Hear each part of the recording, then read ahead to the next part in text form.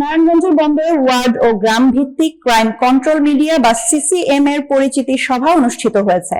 বৃহস্পতিবার দুপুর 12টায় 24 নং ওয়ার্ডের নবীগঞ্জ সরকারি প্রাথমিক বিদ্যালয়ের হলরুমে সভার আয়োজন করা হয়। সভায় প্রধান অতিথি হিসেবে উপস্থিত ছিলেন বন্দর থানার ভারপ্রাপ্ত কর্মকর্তা ওসি গোলাম মুক্তার আশরাফ উদ্দিন। সভার সঞ্চালনা করেন বন্দর থানার সেকেন্ড অফিসার মনির হোসেন।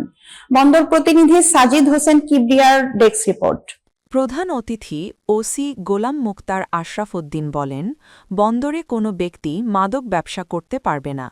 যদি কেউ এমন কার্যকলাপে জড়ায় তবে তাদের অন্য এলাকায় যেতে হবে।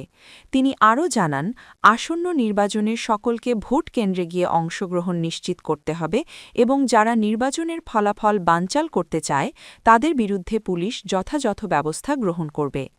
সভায় 24 নং ওয়ার্ডে ও গ্রাম ভিত্তিক সিসিএম এর কমিটি গঠন করা হয়েছে। কমিটির মাধ্যমে এলাকার মানুষকে অপরাধ সম্পর্কিত তথ্য সরবরাহ করতে বলা হয়েছে, যাতে পুলিশ দ্রুত সাড়া দিতে পারে।